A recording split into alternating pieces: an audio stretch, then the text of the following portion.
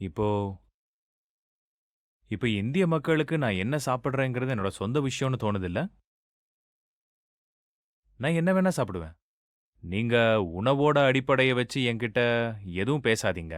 உணவின் அடிப்படையில வேறுபாடுகள் ஏற்படுத்துறீங்களா? இந்த உலகத்துல இருக்கிற மக்கள் எல்லாத்துக்குமே எல்லாமே ஒரே மாதிரி தான் இல்ல?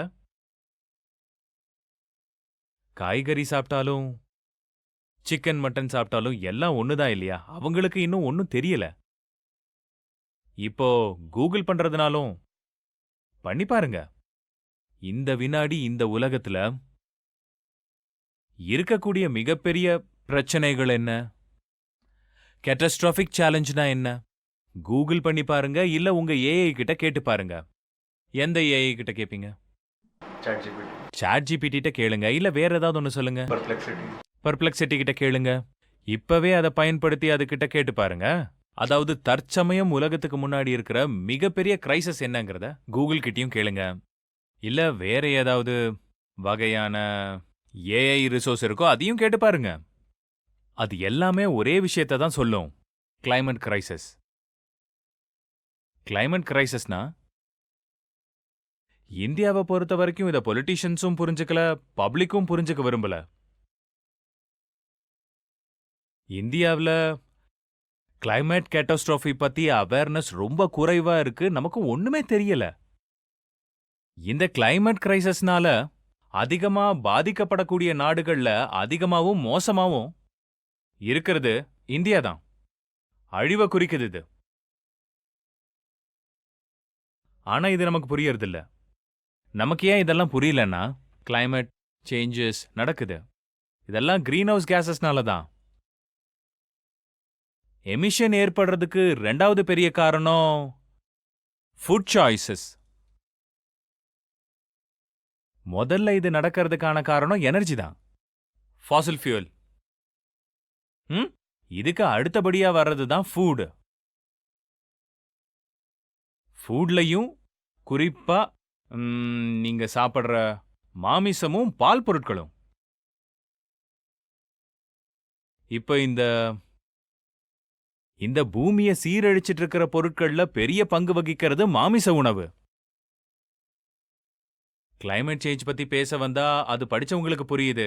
ஆனா வெகுஜனத்துக்கு அது புரிய மாட்டேங்குது. வண்டியில எரிபொருள் எரியுது, அதனால தான் கிளைமேட் சேஞ்சுக்கு காரணம்னு ஓரளவுக்கு சொல்ல தெரியுது. ஆனா இதுவே இன்னும் பல பேருக்கு தெரியாம இருக்கு. இதுக்கு செகண்ட் மோஸ்ட் இம்பார்ட்டன்ட் ரீசன் என்னன்னா, நம்ம தட்டுல இருக்கிற சாப்பாடு தான் காரணம். நீங்க சாப்பிடுற சாப்பாடு தான் பூமியவே அழிச்சுக்கிட்டு இருக்கு. எந்த அளவுக்கு அழிச்சிட்டு இருக்கோம்னா, நம்ம கிட்ட ஒரு சாதாரண வாழ்க்கை வாழ்றதுக்கு 10-20 வருஷம் கூட இல்லாம இருக்கு. நீங்க இப்போ யுஎன் கிட்டயோ இல்ல ஒரு பெரிய சயின்டிஸ்ட் கிட்ட கேட்டு பாத்தீங்கன்னா, இத நிறுத்துறதுக்கு ஒரு 2 வருஷம் தான் பாக்கி இருக்கு. சில பேருக்கு அது கூட இல்ல. இப்ப இந்த கிரைசிஸ மிட்டிகேட் பண்ண முடியாது, அதே சமயம் ரிவர்ஸும் பண்ண முடியாது. நம்மனால இத மாத்த முடியும்னு நினைக்கிறீங்களா? கண்டிப்பா மாத்த முடியாது. கொஞ்சம் கூட மாத்த முடியாத இடத்துல நம்ம இருக்கோம். ஏன்னா நீங்க ஆல்ரெடி பாயிண்ட் ஆஃப் நோ ரிட்டர்ன்ங்கிற இடத்த கிராஸ் பண்ணிட்டீங்க. இப்போ நீங்க கேட்டாஸ்ட்ராஃபிக் ஃபீட்பேக் சைக்கிளோட லூப்புக்குள்ள நுழைஞ்சிட்டீங்க. இனி ரிவர்சிபிலிட்டிக்கு வாய்ப்பே இல்ல. வெப்பநிலை அதிகமான காரணத்தினால இன்னும் வெப்பம் ஜாஸ்தியாக தான் போகுது. இனி வெப்பநிலை உயரத்தான் போகுது. அது அதிகமாகும், அது மறுபடியும் அதிகமாயிட்டே தான் போக போகுது. நீங்க இந்த மாதிரி ஒரு ஸ்பைரல்ல என்டர் ஆயிட்டீங்க. நமக்கு இதெல்லாம் பத்தி ஒன்னும் தெரியாது. நம்ம பொலிட்டிஷியன்ஸ்க்கு ஒரு வேலை. இத பத்தி எல்லாம் தெரிஞ்சும் எதுவும் செய்யாம இருக்கிறது அது அவங்களுக்கு அவ்வளவு நல்லது கிடையாது. மரம் வைங்க மரம் வைங்கன்னு தான் இந்தியா முழுக்க சொல்லிக்கிட்டே இருக்கிறாங்க. கிளைமேட் கிரைசிஸ பத்தி பேச ஆரம்பிச்சாலே ஒன்னு ஏசி போடாதீங்க இல்ல மரம் வைங்கன்னு சொல்றாங்க. நீங்க ஒரு மரம் வைக்கிறதுனால என்ன நடக்க போகுது? ஒன்னும் நடக்காது. ஒரு மரம் வச்சா அது வளர்றதுக்கு 10-15 வருஷம் ஆகும். உலகத்துல பெரிய பெரிய காடுகள் இருக்கு, அங்க பெரிய பெரிய மரங்கள் இருக்கு. ஆனா அந்த காட்டை நம்ம ஏன் அழிக்கிறோம்? அத விவசாயத்துக்காக அழிக்கிறோம். ஆனா இந்த உலகத்துல 77% விவசாயம் எதுக்கு நடக்குதுன்னா, மனுஷங்களோட தானியத்தை உற்பத்தி பண்றதுக்காக நடக்கிறது இல்ல. அதாவது ஆடு, மாடு, எருமை, கோழி அதோட தானியத்தை உற்பத்தி பண்ணதான் நடந்துகிட்டு இருக்கு. பலருக்கும் இது அதிர்ச்சியா இருக்கலாம். அது எப்படி நடக்கும், அது எப்படி நடக்கும்னு. இந்தியாவுல அப்படி நடக்க வாய்ப்பே இல்ல. ஆனா இந்தியாவோட புள்ளி விவரம் அப்படிதான் சொல்லுது. உலகத்துல 4ல 3 பங்கு விவசாயம் மாமிசம் சாப்பிடுறவங்களுக்காக. அதாவது அவங்க மாமிசம் மட்டும்தான் சாப்பிடுவோம்னு சொல்றாங்க. 4ல 3 பங்கு விவசாயம் அவங்களுக்கு தான் நடக்குது. அங்க விளையறத ஆடு மாடு எருமைக்கு தானே குடுக்கறாங்க. அது வெறும் வாய மென்னுட்டு பெருசாகாது இல்லையா? எருமக்கடாவை வெட்டுறாங்க இல்லையா? 500 கிலோ விலங்கு. அது எது சாப்பிட்டு பெருசாச்சு? விவசாயத்தினால அதுக்கு கொஞ்சம் தானே தர முடியும். இது நம்ம சாதாரண புத்திக்கு எட்டறதே கிடையாது. விவசாய நிலத்தோட தேவை அதிகரிச்சுக்கிட்டே போறதுக்கு காரணம் என்னன்னா, மக்கள் மாமிசம் சாப்பிடுறதுனால. பெரிய காடுகள் அழிஞ்சுக்கிட்டே வருது. என்ன சொல்றாங்க? கிளைமேட் கிரைசிஸ்க்காக என்னோட பிறந்த நாளைக்கு 2 மரம் வைக்கிறேன் அப்படின்னு சொல்றாங்க. நீங்க 2 மரம் வைக்கிறதுனால என்ன ஆக போகுது? யார முட்டாளாக்க பாக்குறீங்க? மாமிசம் சாப்பிடுறவங்க பூமிய ஒரு வழி பண்ணிட்டாங்க. அவங்களோட பால் சாப்பிடுறவங்களையும் சேர்த்துக்கோங்க.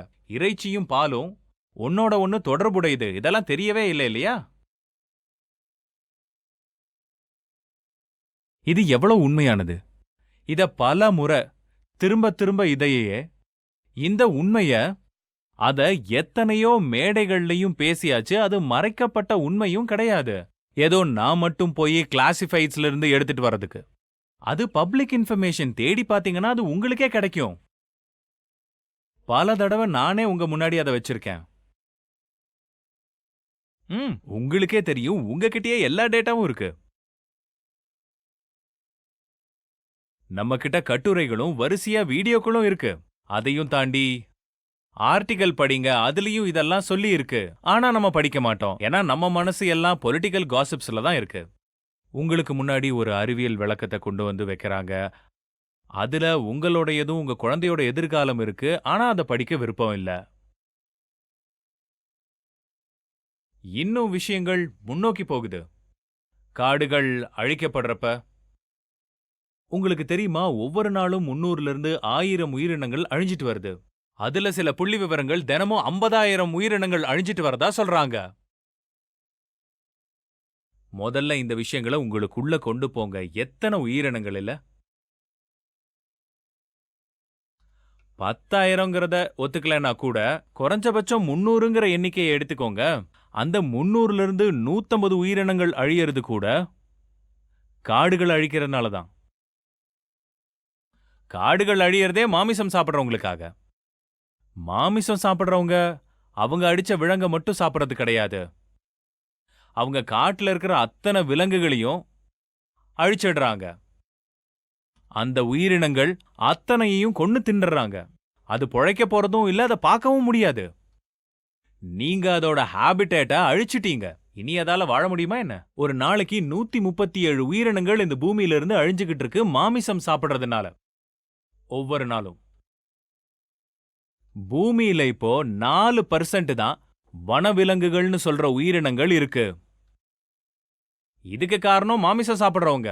காட்டை அழிக்கும் போது காட்டு விலங்குகள் மட்டும் எப்படி தப்பிக்க போகுது? காடு இல்லனா வனவிலங்குகள் இருக்காது. உலகத்தில் இருக்கிற மொத்த விலங்குகள்ல 4% தான் வனவிலங்குகள். மத்ததெல்லாம் என்னன்னு சொல்லுங்க? மீதி எல்லாம் மாமிசம் சாப்பிடுறதுக்காக தீனி போட்டு வெட்டுறதுக்காக வளர்க்கப்படுற விலங்குகள். உலகத்துல 4% மட்டும்தான் காட்டு விலங்குகள். 90% எல்லாம் இதுங்க தான். ஆடு, மாடு, கோழி, பன்றி, எருமை, மீன். இது எல்லாமே மனிதர்கள் செயற்கையா உருவாக்குனது. செயற்கையான முறையில உருவாக்கி வளர்க்கறது எதுக்காக? மனிதர்கள் சாப்பிடுறதுக்காக. நம்ம இந்த பூமியை தின்னுட்டோம். எல்லாத்த விட பெரிய காரணம் மாமிச உணவுன்னு தான் சொல்லணும். இப்ப கூட தில்லா நான் இதெல்லாம் சாப்பிடுவேன்னு சொன்னா அவங்களுக்கு சபாஷ் தான் போடணும். கொஞ்சமாவது சொரணை இருக்கவங்களா இருந்தா யாராவது பாலிட்டிஷியன் மட்டன் சாப்பிடுறதையோ இல்ல சமைக்கிறதையோ போட்டோவோ போட்டா அவங்கள பார்ட்டியை விட்டே துரத்தி அடிச்சிருக்கணும். ஒவ்வொருத்தருடைய நம்பிக்கையும் சிதறி போகுது அந்த ஒரு போட்டோவால மட்டும். உங்க தலைவர் மட்டன் சாப்பிடுறவரா இருக்காரா? அது தர்மம் மதம் சார்ந்த விஷயம் மட்டும் இல்ல. அது பூமியோட எதிர்காலத்தை பத்தினது. எதிர்காலங்கிறது 100-200 இல்ல, 10-20 வருஷத்துல. 10-20 கூட கிடையாது இன்னிக்கே. போன வருஷம் 365 நாள்ல 350 நாள் இந்தியாவுல மட்டும் ஏதாவது ஒரு காரணத்தினால எக்ஸ்ட்ரீம் வெதர் ஈவென்ட்ஸ் நடந்துகிட்டு இருந்திருக்கு. இந்த வருஷம் வந்த மாதிரி ஒரு ஹீட் வேவை இதுக்கு முன்னாடி பார்த்ததே கிடையாது. இதுக்கெல்லாம் என்ன காரணம்? கிளைமேட் கிரைசிஸ் தான். கிளைமேட் கிரைசிஸ்க்கு காரணம் என்ன? மாமிச உணவு தான் 2வது பெரிய காரணம். இது எதிர்காலத்துல நடக்கிறது இல்ல, இன்னைக்கு நடக்குது. நான் எத்தனை புள்ளி விவரம் கொடுக்கறது? அதாவது ஜிடிபிக்கு என்ன இழப்பு ஏற்பட்டுச்சு அதை எடுத்து பாருங்க. ஏழைகளோட கதி என்னாச்சுன்னு எல்லா பக்கத்துல இருந்தும் இந்த மாதிரி புள்ளி விவரம் என்னால தர முடியும். இது சம்பந்தமா தகவல்கள் நிறைய இருக்கு. இது ஒரு மிகப்பெரிய துறை. எவ்வளவு படிச்சாலும் குறைவுதான். ஒவ்வொரு கட்டுரையும் இதத்தான் கத்தி கத்தி சொல்லிக்கிட்டு இருக்கு. இந்த பூமிய காப்பாத்தணும்னா மாமிசத்தை சாப்பிடுறத இப்பவே நிறுத்துங்க. இந்தியாவுல இங்க நடந்துகிட்டு வர்றது மிகவும் பாராட்டுக்குரியது. இதுல நாம இன்னும் மிருகவதை பத்தி பேசவே இல்ல. விலங்குகள் வன்முறை, அதுக்கு நடக்கக்கூடிய கொடுமை, அனிமல் வெல்ஃபேர், அனிமல் ரைட்ஸ் இதெல்லாம் ரொம்ப தூரத்துல இருக்கு. அனிமல் ரைட்ஸ் கூட பரவாயில்ல, ஹியூமன் ரைட்ஸும் சேர்ந்து வன்முறைக்கு பலியாயிருக்கு. நீங்க மாமிச உணவு எடுத்துக்கிறதுனால வறுமையை அதிகப்படுத்துறீங்க. எல்லாத்தையும் விட வறுமையில இருக்கவங்க தான் அதிக கொடுமைக்கு ஆளாகுறாங்க. கிளைமேட் கிரைசிஸ்னால அதிகமா சாக போறது யாரு? ஏழைங்க தான்.